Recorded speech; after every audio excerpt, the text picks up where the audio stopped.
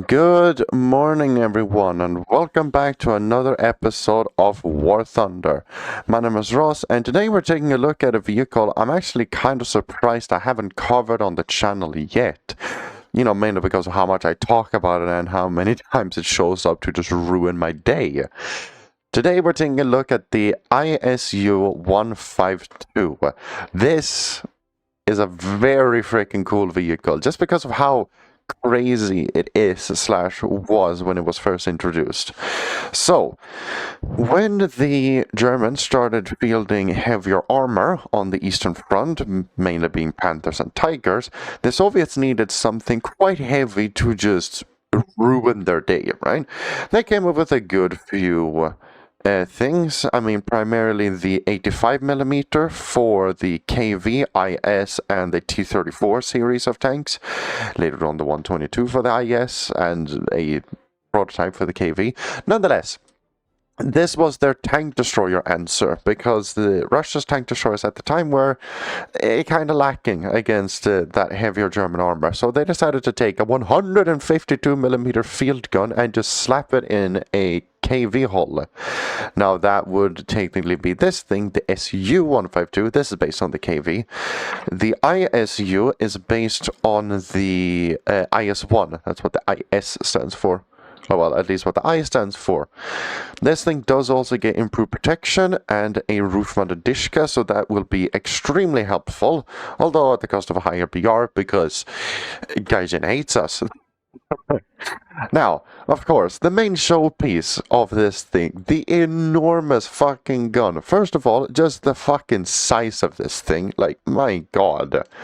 Like, how the hell the Russians thought this was a good idea and it actually worked is insane to me. Nonetheless, we fire a almost 50-kilogram projectile downrange at 600 meters per second. Not the fastest velocity in the world, but definitely capable enough, absolutely. The armor is okay. Of course, at 4.7, most things will still easily go through us, especially something like the Sherman that gets 102mm a pen can most likely go straight through our front. Our lower plate is actually quite well armored. You do have these additional track pieces, but also an up-armored lower plate. Overall, the casemate of this thing is what is going to get us killed. Because we are based on an IS chassis, we do actually have a decent reverse gear. Our top speed is okay, but that's less of an issue. Reload rate is, good god, 24 seconds, god. This is gonna be an interesting episode indeed. Nonetheless, I've yapped long enough. Let's take this thing into a few battles and see how she does. Alright, first match, a battle on Novorossiysk. Excuse me, Störe Emil, I didn't do nothing. But I gotta say, an absolutely horrible map for a tank destroyer like this. All this urban combat, it's awful. Of course we're taking full ammo, because brother, if we get pinned, we're dead anyway. The crew in this thing is so freaking cramped, it's over.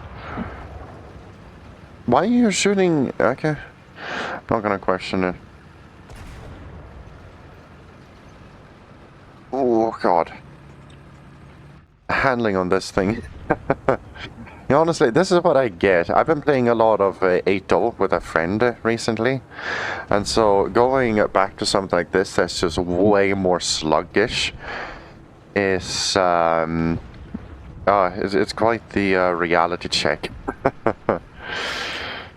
Oh god damn it! Yep, the fucking SAV.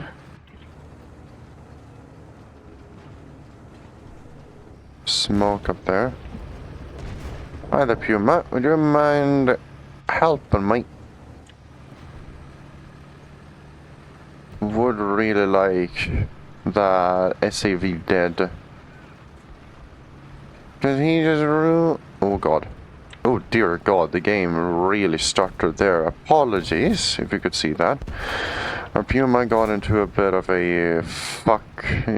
Yep, yeah, SAV. Again. We might be out rather quickly today. Real shame.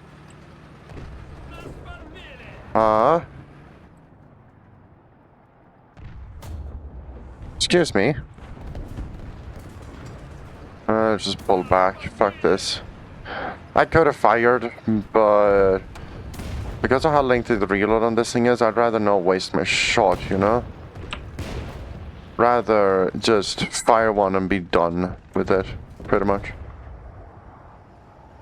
So fucking T14 as well, that's also bloody awful to know about.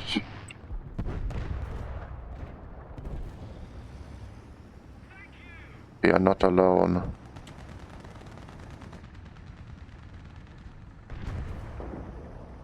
Only that guy would push forward, you know? Kind of playing like a weakling. But what else could I do, you know?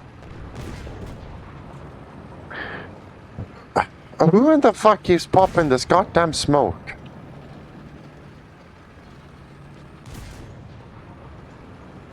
Thank you, Yuma. You know what? Fine. I'll use your smoke as better cover to get up here. We'll see if there's maybe something up here that we can kill and not instantly die to. It's a T14. Does not matter. And now because of our great reverse gear, we can just get the fuck out of Dodge. And the one gun that just says, fuck you to your armor. I don't care. I go through it anyway.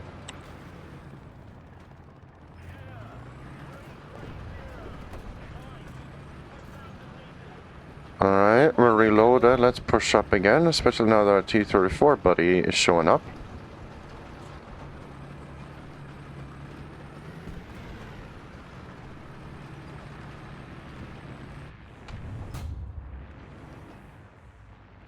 Oh, it's a gun carrier? Oh no, Churchill. Oh, okay. Because it was so pushed up, I just saw the like flat front. I thought it was a Churchill gun carrier. My bad. Nonetheless, same thing there.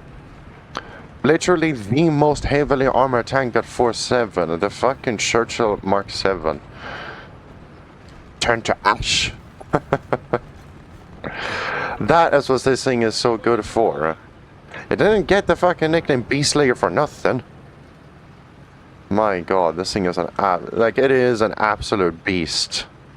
Like, it's a beast in and of itself, but it is an absolute beast slayer as well. Hi there. Hi there, Sherman. Yep. Right there in the turret. I didn't really feel like shooting him in the engine. It may have overpressured, but I'd rather be on the safe side, you know?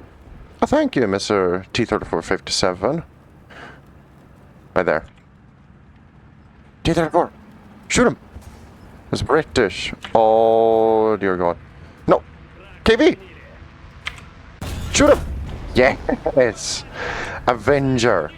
That is beyond terrifying. That's a 17-pounder. Oh. That is so dangerous. Unfortunately, it seems that my teammates do not have the best situational awareness.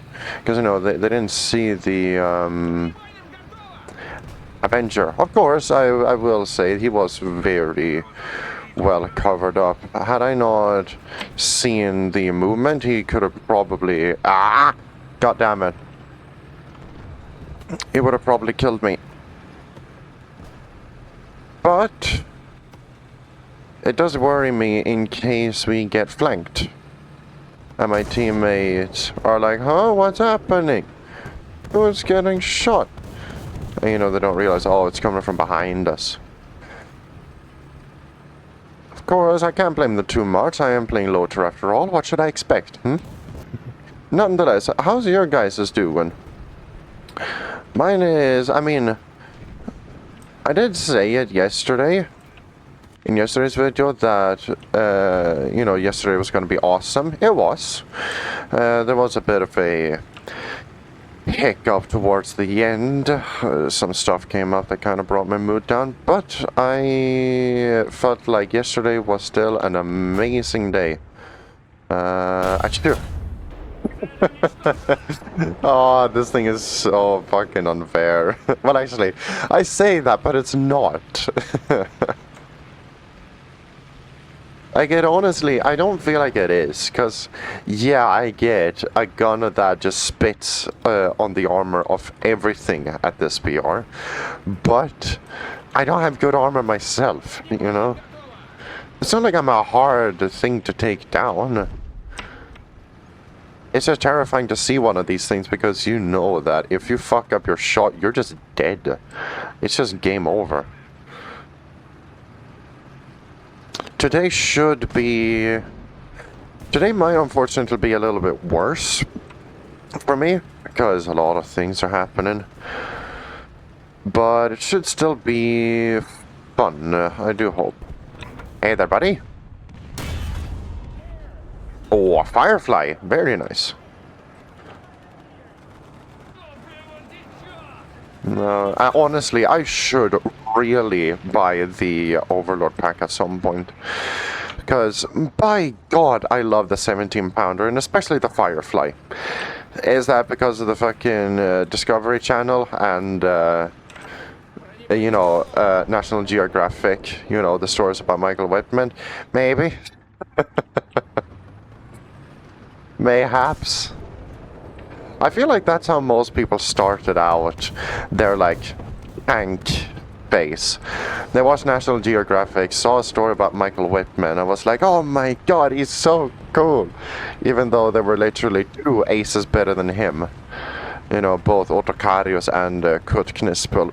But Knispel got screwed over because he didn't hold the same anti-Semitic views as the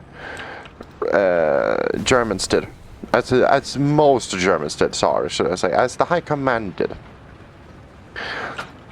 For those who don't know, I mean, yeah, fine, I'll explain it. Kurt Knispel was, by all rights, a better tank commander than Michael Whitman. Oh, fuck. But he punched an SS officer in the face for beating on a Soviet POW. Because he was like, hey, the man's unarmed, he didn't do anything, why just beat the shit out of him? And for that he got demoted, thrown out of all promotional material, and sent to the Eastern Front. So, it didn't go that well for him. I believe he died close to Germany still. He commanded a Tiger II then, in late 44. Michael Whitman, his downfall was that he never sorry about that. He never took the threat of the 17-pounder cruelly to heart. And so, you know, one day a Firefly ambushed him and, you know, completely obliterated his tank. A sad excuse, but perhaps a well-deserved end. Of course, it's hard to say. Shouldn't be one to say that, honestly. On the way. That should kill. Nice. Not bad. Don't know if I had to oh! Why the hell? Hang on. Alright, we only get the Shkas, don't we? Ah, shit. Okay. I thought this thing also got the Schwaks. My bad. This thing is actually quite maneuverable. Which is, and quite speedy, which is a nice change from the IL series. Because, very hot take, I do not like the IL aircraft. Not because they're stupidly armored and unfair, this thing is even more heavily armored. They just lack so much engine power. Forget it. Forget that. We are heading home. We're heading home and we will play one more match and see how that one goes. So I will see you all in just a little bit. Alright, here we are on Seversk 13. Now, One just really funny thing is how this stuff always happens. The first match of the day is always like 18 odd minutes. And then this one is also going to be like 18 odd minutes. I'm going to have to cut it down most likely. I mean, I'll say it as I always say. Hopefully, this match goes by a little bit quicker, irregardless of what happens. I'd appreciate if I got at least one kill before biting the big one. But, you know, I'd still like it if this one was at least a little bit quicker. Suffering from success, I guess, huh? Actually doing well, and some of them. Well, to be fair, I did get a battle. That was my first game, which, I mean, that already guaranteed a really long match, unfortunately.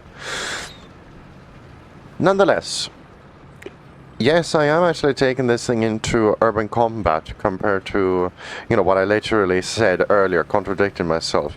That was a pack puma in the enemy team. That's fucking dope. That's really cool. But honestly, I mean, hey, she performed really well, surprisingly enough. We might as well, right? Ready to turn at a moment's notice. To anything coming out of there. Right behind this building right here. Come on, pick up, do it, I dare ya. See what happens. We also have the ISU-152. That thing, I mean... Wait, that's a fucking tiger. I thought I saw something. Eat shit. Oh, fuck. Team? Mayday? Ash. Really, an M10? I mean, it doesn't surprise... Like, of course, yeah, he can pen my side. That doesn't surprise me at all. Just, you know... God damn it. Also, yeah, I know, that was ridiculously stupid. Literally looked there. Hey, there's a box there. Wait a minute. But, like, you know, for a split second, I was like, oh, yeah, that's just a building. I mean, it is a building-sized tank, that's for sure. Not gonna deny that. Alright, repaired. Back it up, back it up. Go, go, go, go, go. Gonna back up to like here, and we're gonna get another crew member back. Fortunately, in doing this, we can't really help our T-34 buddy over there. It's a bit of a shame. Sorry, dude. Well, he got his revenge. English, I was thinking about the difference between avenge and revenge, but I know the fucking difference. I should anyway. God. What are you shooting at? Is that a thing? Well, that's a dead thing. Gotta be really daring. I hear something on the right, though. Hello?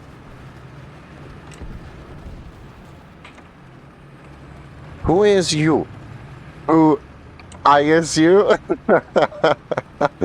Ah, I'm sorry. That was the worst thing I think I've ever said on the channel. Come on, it was at least a little funny. Yeah, hello. Fuck you! He penned me. I believe. Now there is a... Oh... Please load faster. Please load faster. There's a VK right around the corner. Please hurry up. I'm just waiting for him to push forward. Come on. Please. Oh, this is what happens when your fucking loader gets killed. Maybe now? He killed a guy. Maybe he thinks it's safe. He has a Germany main. Well, I say a German main. He's playing a German vehicle, which means his IQ is, you know, bottom of the barrel. Nothing? I'll advance myself then.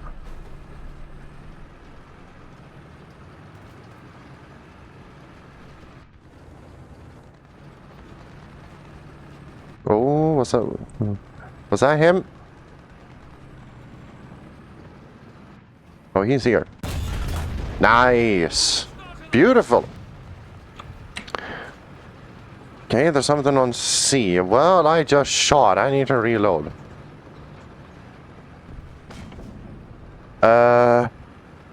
Defend C. Maybe someone understands that. I think it might be a oh, what was that? It's an M6 and a Sherman on the way.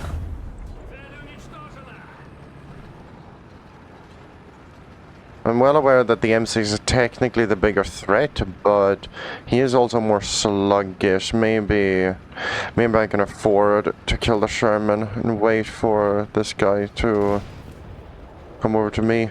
Huh? Oh.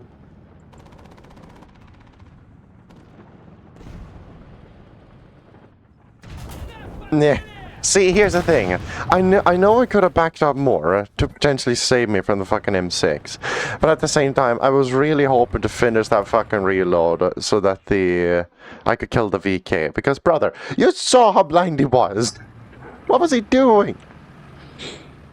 My god. Nonetheless, I mean, hey, we almost aced already. That's pretty fucking good. Honestly, yeah, this thing is fucking insane. I need to play this thing more. If only I had someone to fucking play 4-7 with me. All my friends just want to play fucking high tier. Because that's like my comfort BR. My two comfort BRs is like 4-7 and 5-7. Very, very low, because here's the thing. I'm quite young, but I have a very old soul. A ridiculously old soul. And so I don't care for all these laser range finders and HAGMs and active protection systems. Just give me a gun with APHG and the most sluggish fucking thing ever put on tracks, and I will love you forever. I don't care. Listen, I just want something that's really fun, regardless of how efficient it is. Like, one of my favorite vehicles is like the Firefly, which, yes, does get the 17-pounder, which is absurdly strong, but it's a Sherman at 4.7. The thing gets its face stoved in by literally anything it faces, and I still enjoy it. It's still super fun. I don't care. If you're wondering what nations at 4.7 and 5.7, specifically Britain, because of the Churchill, Firefly, and Avenger combo, and 5.7 for Germany with the VK45, the prototype Tiger 1, like the prototype Porsche Tiger, the Panzerbefehlswagen, the premium Porsche Tiger, the one with upgraded armor, and the Tiger H1. I like Tigers. Because the Tigers is one of those things that's like, if you have a brain, they're the Tigers are really good. If you have a brain, they're really fucking good, you know? I know that goes for basically any vehicle, but, you know, most German mains are quite stupid, and so, you know, knowing how to angle, and, you know, what torques to prioritize, and especially, what fucking shell to prioritize. Because I went through this and every single one of my... Excuse me. Ooh.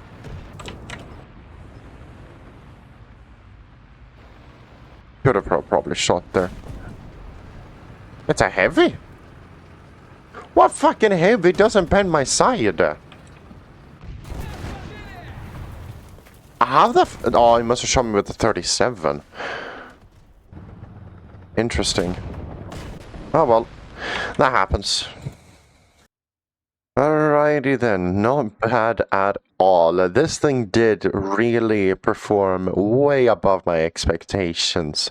I mean, I should have guessed, you know, being a Colossal 152, but at the same time, Like, okay, I had no doubts about the gun whatsoever, but I really had doubts about the armor of this thing. I would have expected us to get pinned a lot more, but apparently not. Apparently this thing is, I mean, tanky isn't really the right word, but, you know, encounter the correct enemies and don't get fucking up here. And, I mean, hey, even in up tiers, this thing performs really well because, yet again, it's a 152. It insta-kills anything. It just, yeah. American stabilizers kind of screw this thing over. Nonetheless, that just about does it for this episode of War Thunder. If you enjoy the kind of content that I make, then do be sure to leave a like or leave a comment to show your support. And if you want to go the extra mile, then do be sure to subscribe because it does help me out a lot. But until next time, I'll see you all then.